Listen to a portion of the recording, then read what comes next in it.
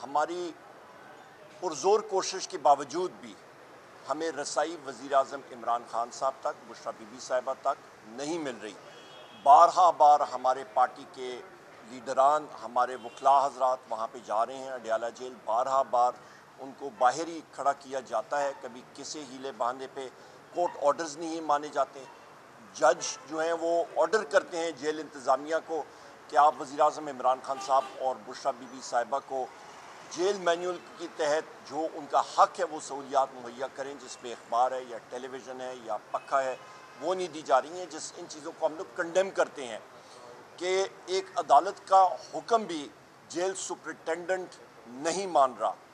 ये पाकिस्तान में किसी किस्म की जमहूरियत नहीं है, ये कोई और ही हाइब्रिड निज़ाम जो चल रहा है और इसका खमियाजा जो है वो पूरी कौम भुगत रही है। उस पर भी मैं आता हूँ कि इस हाइब्रिड निज़ाम की वजह से मुल्क में जो अफरा तफरी आपको नज़र आ रही है वो इतनी बदतरीन किस्म की करप्शन हो रही है, आप सोच नहीं सकते हैं। जो साबका ऑडिटर जनरल ऑफ पाकिस्तान है, उनका एक ऑडिटर जनरल के दफ्तर से एक रिपोर्ट शाया होती है। सन 2024 और 25 की जो ऑडिट रिपोर्ट शाया हुई हैं पूरे वफाकी हुकूमत के हवाले से, वहाँ पे बदनवानी की रकम जो ऑडिटर जनरल ऑफ पाकिस्तान ने ख़ुद लिखी और जिस पे सदर के साइन मौजूद होते हैं और जरदारी ने उस रिपोर्ट पे साइन भी किया था, वो आप ख़ुद अंदाज़ा लगा सकते हैं। वो अमाउंट 366 ट्रिलियन रुपीज़, 366 खरब रुपया, यानी कि 3,66,00,000 अरब रुपया जो है उसकी रकम बनती है। 366 बिलियन रुपीज़, 366 बिलियन रुपीज़ आप अंदाज़ा लगा लें। तो ये वो रकम है कि 366 खरब रुपए का उन्होंने कहा है कि जी ये बदनवानी हुई थी। एक्चुअल रकम ये थी 376। उस पर से जो नए ऑडिटर जनरल आए हैं उनका सॉफ्टवेयर अपडेट हो चुका है, तो उन्होंने कहा नहीं, ये 376 खरब रुपए नहीं है, ये 366 खरब रुपए है। 10 खरब रुपए उन्होंने कहा है हाँ ये बदनवानियाँ हुई हैं, और ये भी 10 खरब रुपया जो है ये पाकिस्तान के मौजूदा बजट का जो 16 खरब रुपए का है तकरीबन, उसका ये 2/3 हिस्सा है, यानी कि 66% हिस्सा बनता है। तो ये बदनवानियाँ जो हुई हैं ख़वातीन और हज़रात, ये एक साल में हुई है। न ये लतीफ़ चतराली साहब की रिपोर्ट है, न मेरी रिपोर्ट है, न बैरिस्टर गौहर साहब की है, ऑडिटर जनरल ऑफ पाकिस्तान की रिपोर्ट है। बदकिस्मती के साथ नए ऑडिटर जनरल साहब जब उनका सॉफ्टवेयर अपडेट हुआ है तो उन्होंने कहा जी ओह ये हमसे गलती हुई है, ये टाइपो एरर है। टाइपो एरर यानी कि टाइपिंग करने में कोई गलती हुई है। टाइपो एरर एक डेसिमल पॉइंट का या एक कॉमे का या एक हिस्से का हो सकता है, पर 376 खरब रुपया को आप 366 खरब रुपए में नहीं तब्दील कर सकते हैं। 10 खरब रुपए आप कहें जी हाँ ये बदनवानी है, पर 366 खरब रुपए टाइपो एरर है। इससे बड़ा और डकैती मुल्क के साथ क्या हो सकती है ख़वातीन और हज़रात। ये मुल्क को तोहफा मिला है हाइब्रिड निज़ाम का। एक साल की करप्शन, मोहसिन नकवी की करप्शन, 450 अरब रुपए का गंदम का स्कैंडल जब वो वज़ीर आला, निगरान वज़ीर आला था। उसके बाद पंजाब हुकूमत का जो मरियम नवाज़ ने काश्तकारों से गंदम नहीं खरीदी, आज आपकी रोटी, पतीरी रोटी जिसको आप कहते हैं तंदूर की, पंजाब में चले जाएं, आज नान आपका पतीरी रोटी वहाँ पे 25 रुपए से तजावज़ है। ये सिर्फ सैलाब की वजह से नहीं है, ये गलत पॉलिसीज़ की वजह से हुकूमत पंजाब की। चपाती की कीमत 15 रुपए से ज़्यादा है इस वक्त। अफराद ज़ारा आप देखें, आटा, चीनी, टमाटर 200 रुपए किलो से ज़्यादा तजावज़ हो गई आपकी चीनी की कीमत। सोने पे सहागा और तहस्सुब देखें आप पंजाब की रजीम का, हाइब्रिड रजीम का, कि खैबर पख्तूनख्वा की तरफ उन्होंने अपने बॉर्डर पंजाब ने सील कर दिया और उन्होंने कहा कि 1 किलो आटा भी खैबर पख्तूनख्वा की तरफ नहीं जाएगा। शेम। मोदी सरकार के साथ शहबाज शरीफ, मरियम नवाज़ और मुस्लिम लीग नून रस्सियाँ तोड़ रहे हैं कि हम लोग तिजारत करें। पर हम लोग क्या खैबर पख्तूनख्वा के लोग हम लोग को ये अछूत है कि आटा यहाँ पे नहीं आएगा? इसका जिम्मेदार कौन? इसका जिम्मेदार है ख़वातीन हज़रात शहबाज शरीफ, मरियम नवाज, नवाज शरीफ और मुस्लिम लीग नून की ये रजीम। तहस्सुब को इन्होंने जन्म दिया। बलोचिस्तान में हालात देखें, सिंध में आसिफ जरदारी और बिलावल भुट्टो और मुराद अली शाह की हुकूमत की करप्शन इतने इंतहा पे कि जो बंद उन्होंने बांधे और जो रोड्स बनाई वो सैलाब बह के ले गए। अभी तक रिहेबिलिटेशन पंजाब के लोगों का नहीं हुआ। कोई थैला किसी को रिलीफ गुड्स का मिलता है तो उस पर ये लाजिम है कि उसके ऊपर शहबाज शरीफ या मरियम नवाज की फ़ोटो होगी। लतीफ़ चित्राली साहब या बैरिस्टर गौर साहब या सलमान अकरम साहब या और कोई शख्स हमारा वहाँ पे रिलीफ देने के लिए जाए तो उसके खिलाफ FIR हो जाती है। या शहबाज शरीफ की फ़ोटो क्यों नहीं लगी? ये इनके हालात हैं ख़वातीन हज़रात मुल्क में। और ये आपकी इंडस्ट्री तकरीबन कम्प्लीटली मुकम्मल तौर पे ख़त्म हो चुकी है। ये चौथा साल होगा कि आपकी मईशत की ग्रोथ रेट GDP वो मनफी में होगी। ये अदाद और शुमार का हेर फेर करने चाह रहे हैं पर हो नहीं रहा। बेरोज़गारी बढ़ रही है। आपके नौजवान 24% से भी ज़्यादा बेरोज़गारी की शरह चली गई है। आपका मईशत जो है वो नेगेटिव ग्रोथ रेट में है। टेक्सटाइल, आपका पेट्रोलियम सेक्टर, आपके जितने सेक्टर्स हैं, पेट्रोलियम की स्मगलिंग इन दोनों में बढ़ गई है। 450-500 अरब रुपए से भी ज़्यादा है इस वक्त। ख़वातीन हज़रात, ये मुल्क कब तक इस तरह चल सकेगा? एक ही हल है इसका कि मुल्क में इंसाफ हो। जुडिशरी में आप देखें, जज हजरात ख़त लिख रहे हैं चीफ जस्टिस को, अपने तहफ़्फ़ुज़ात बयान कर रहे हैं कि मुल्क में अदम इस्तेकाम है, मुल्क में आइन और कानून की बालादस्ती नहीं है। अलमिया ये है कि मेरे भाई लतीफ़ चित्राली साहब को, मुझे, शिबली फराज साहब को, हमारे बाकी साथियों को 40 साल कैद हुई है उन फरमाइशी केसों में जहाँ पे हम लोग थे नहीं। 1.5 हफ्ता पहले इंसदाद दहशतगर्दी अदालत लाहौर ने हिंदुस्तान के एक जासूस को, जिसके खिलाफ एविडेंस मौजूद था, उसको 20 साल कैद सुनाई। और हम लोगों को, क्योंकि हमारा ताल्लुक पाकिस्तान तहरीक इंसाफ से और हम लोग वज़ीर आज़म इमरान खान साहब के सिपाही हैं, हमें 40 साल कैद सुनाई गई है। ये हालात तशवीशनाक है। न कोई एविडेंस रिकॉर्ड हुआ।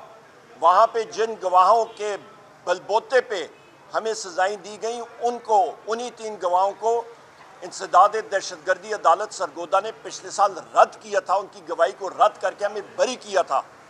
और फैसलाबाद के जज जावेद इकबाल शेख ने उन गवाहों की बात मान ली। तो मुझे बताया जाए कि आया फैसलाबाद की अदालत उत्तर प्रदेश में है या सरगोदा की इंसदाद दहशतगर्दी की अदालत वहाँ पे है?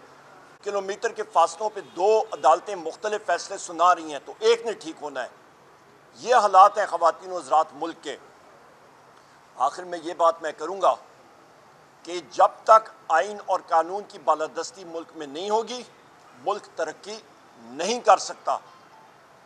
1971 में जिस वक्त सैलाब आया, उसके बाद जो हालात हुए थे मुल्क में, मुल्क अफरा तफरी की तरफ चला गया था।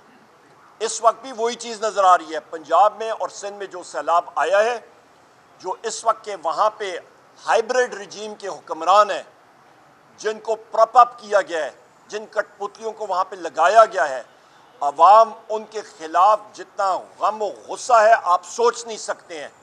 ये लावा पक रहा है और फटेगा, और बड़े बुरे तरीके से ये आतिशफशां पहाड़ फटेगा और सब चीज़ें बहा ले जाएगा। उस दिन से खौफ करें। आखिर में मैं बात करूँगा, इस्लामी ममालिक की कॉन्फ्रेंस हुई दोहा में। बदकिस्मती के साथ उनकी जो रेजोल्यूशन आई, जो करारदाद आई, उन्होंने कहा कि हम लोग इजराइल को सिर्फ कंडेम करते हैं, कंडेमनेशन के आगे कोई चीज़ नहीं आई।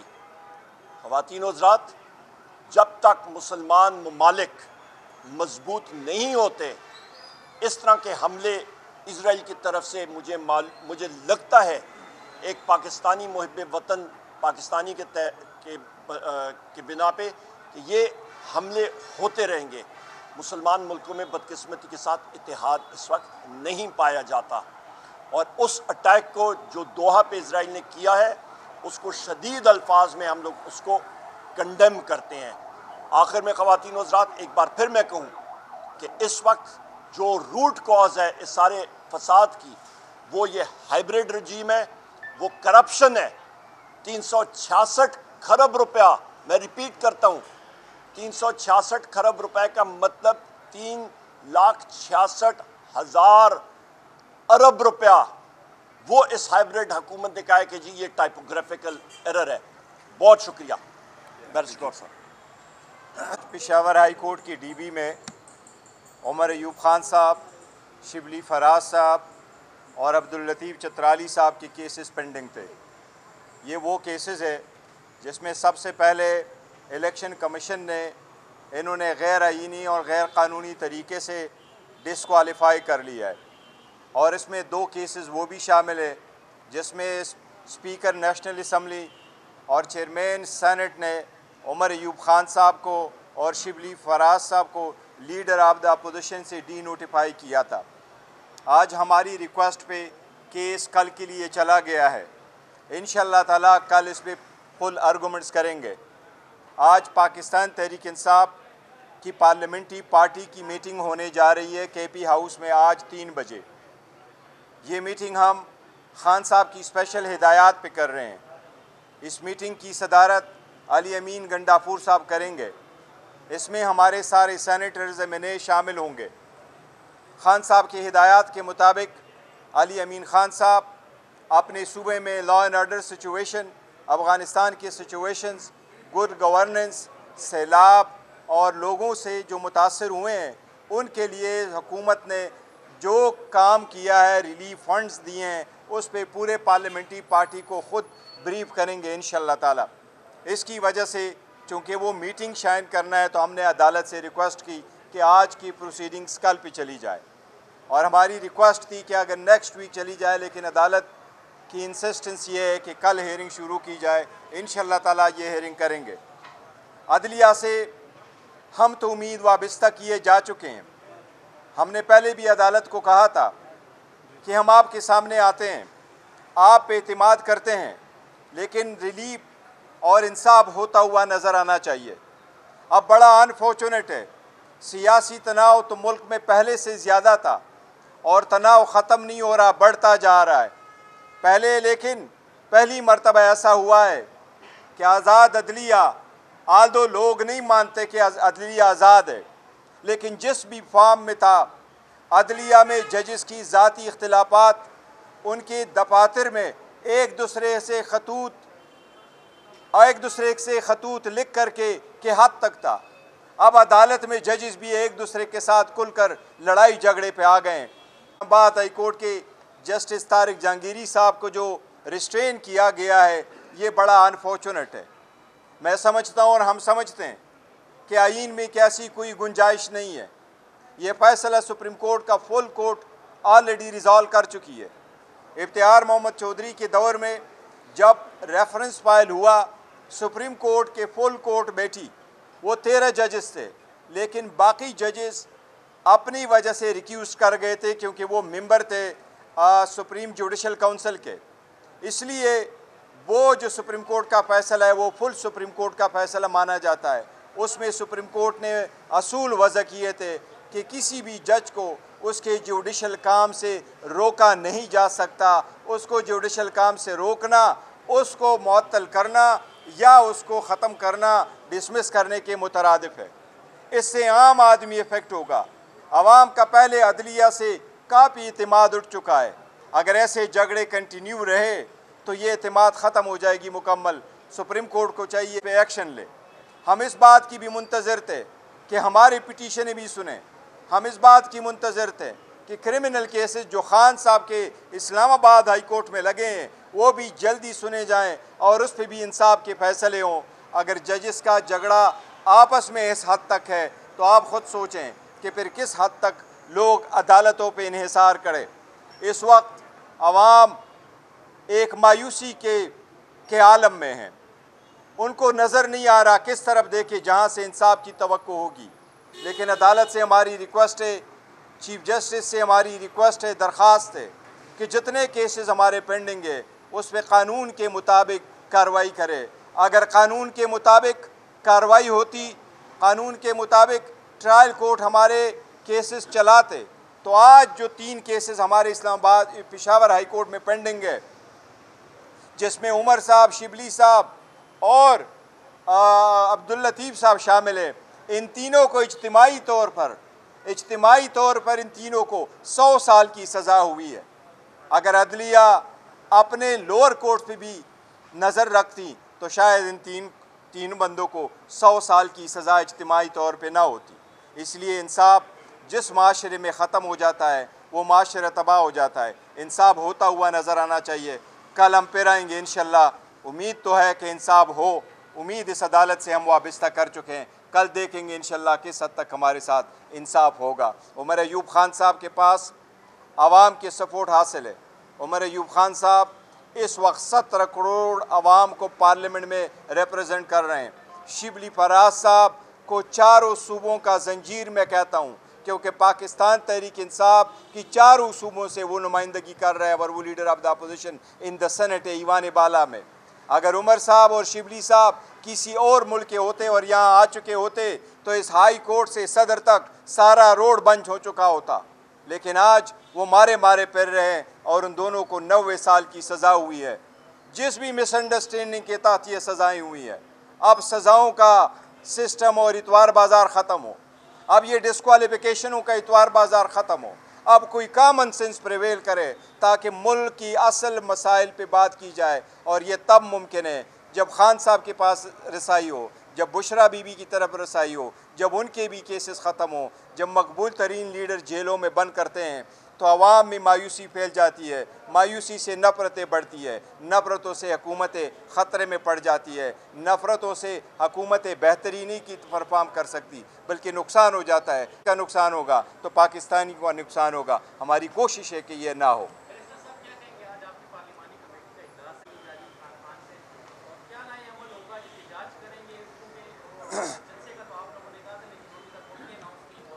नहीं, देखो, जलसे का तो ऑलरेडी अनाउंस हो चुका है। इंशाअल्लाह ताला 27 तारीख को हमारा पेशावर में सबसे बड़ा जलसा होगा। इस जलसे को हमने थोड़ा पोस्टपोन कर दिया था। खान साहब ने अगस्त में हिदायत की थी कि आप सितंबर में जलसा करें। अब अनाउंस हुआ है और इसकी सारी ज़िम्मेदारी अली अमीन साहब को खान साहब ने दी है। इंशाअल्लाह ताला ये जलसा 27 तारीख को होगा, पेशावर में होगा। एग्जैक्ट जगह का तयन हो जाएगा। इंशाअल्लाह ताला पूरे पाकिस्तान से लोग आएंगे। ये हम अपने आज़ादी के लिए, अपने हकूक़ के लिए पुरअमन आवाज़ उठाने का हमारा हक़ है, ये हम उठाएंगे।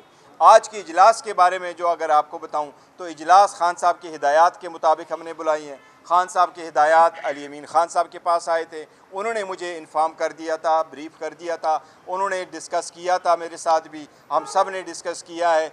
वो अली अमीन खान साहब पूरे पार्लियामेंट्री पार्टी को, जिसमें हमारे MPA साहिबान होंगे, MNAs भी होंगे, सैनेटर्स भी होंगे, इंशाअल्लाह ताला हमारे मिनिस्टर्स भी होंगे और पार्टी के कुछ लीडर्स भी होंगे। खान साहब के हिदायत के मुताबिक वो पूरे पार्टी को ब्रीफ करेंगे कि लॉ एंड ऑर्डर सिचुएशन सूबे में क्या है। पहले भी उन्होंने ऑल पार्टीज़ कॉन्फ्रेंस में भी किया था इन कैमरा। इस मरतबे भी पूरी पार्टी को ब्रीफ करेंगे। अफ़गानिस्तान की सिचुएशन पे भी ब्रीफ करेंगे और जो फ्लड सिचुएशन है इस पे भी इंशाअल्लाह ताला वो पूरा ब्रीफ करेंगे। यहाँ पे मैं एक बात करता चलूँ कि हाइब्रिड रिजीम के लोग कहते हैं जी कि नेशनल अकाउंटेबिलिटी ब्यूरो का जो थ्रेशोल्ड है वो मेरा ख्याल है 50 करोड़ से ऊपर हो गया ना। तो मुझे बताएं 3,66 अरब रुपया जो 50 करोड़ का थ्रेशोल्ड है, लिमिट है, उससे ऊपर है कि नहीं है? मैं आप साथियों से पूछता हूँ।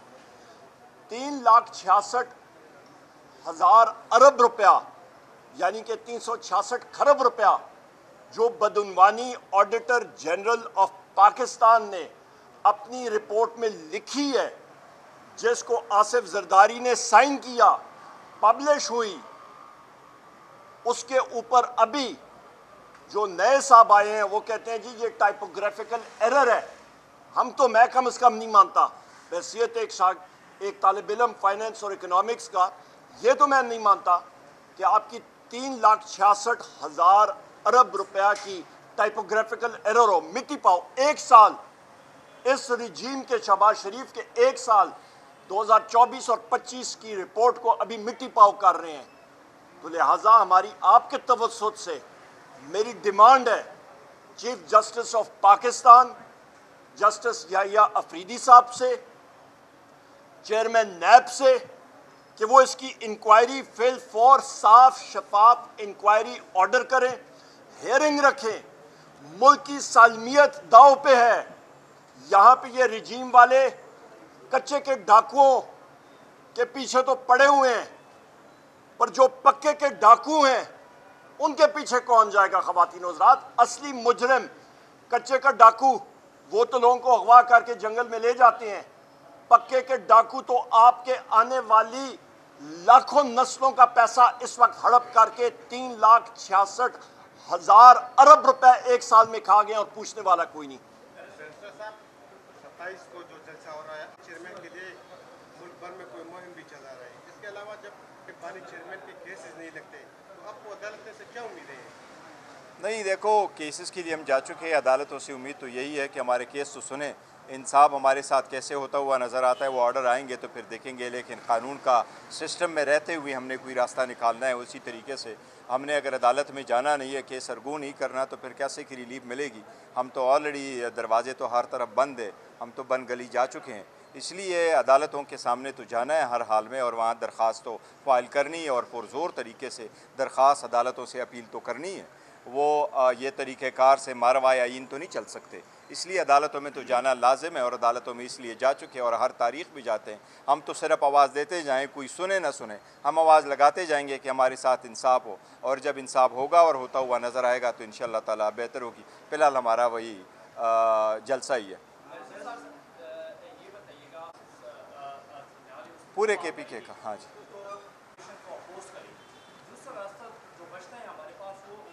देखो, आज तो मुल्क में देखो आईनी तरीक़ाकार तो यही है कि मुल्क में अगर इंटरनली सूबे में भी अगर इंटरनल फॉरेन एग्रेशन है या इंटरनल डिस्टर्बेंस है, ये ज़िम्मेदारी वफाकी हुकूमत की है और सुबह उसके साथ कोऑपरेट करके वो चलाता है। लेकिन हमने हमेशा से अपोज़ किया है कि ऑपरेशन ना हो, और ऑपरेशन के हमें ये यकीन दहानी कराई गई थी और है भी कि ऑपरेशन नहीं हो रहा, वो तो इंटेलिजेंस बेस अगर हुआ है। आज अली अमीन साहब इंशाअल्लाह ताला उस पर पूरा ब्रीफ करेंगे पार्टी को, और उसका इंशाअल्लाह हम एलामी अभी इशू करेंगे। मैं सिर्फ आपकी एक सवाल, बैरिस्टर साहब ने पूरी बात कर ली, मैं सिर्फ आपकी इजाज़त के साथ।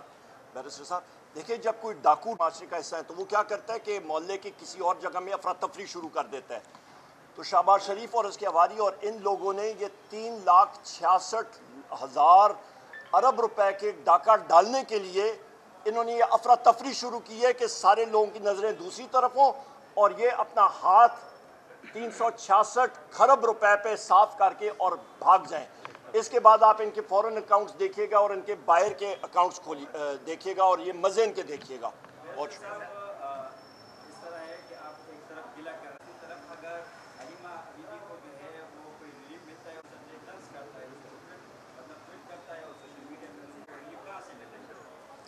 देखो, वो मैंने नहीं पढ़ा कि उसने इस पर किया, पहले कोई ऐसी बात हुई थी, लेकिन मैं सारी पार्टीज़ को ये कहूँगा कि एक दूसरे के साथ इस किस्म के वो ना करे। और पार्टी, जहाँ तक खान साहब की फैमिली का ताल्लुक़ है, वो ऑलरेडी हम अनाउंस कर चुके हैं कि अगर कोई इस तरह के गलत रिमार्क्स करेगा तो उसके ख़िलाफ़ हम एक्शन लेंगे। पार्टी को सारी हिदायत जा चुकी है कि उनकी फैमिली सियासत के साथ अटैच नहीं है, वो खान साहब के लिए आ रही है, इनको बिल्कुल आइसोलेट करें, उनकी चीज़ों को छोड़े। हाँ, अलबत्ता आपकी बात दुरुस्त है, उनको रिलीफ मिला है, बड़ी अच्छी बात है, रिलीफ मिलना चाहिए था, अरेस्ट भी नहीं होना चाहिए था।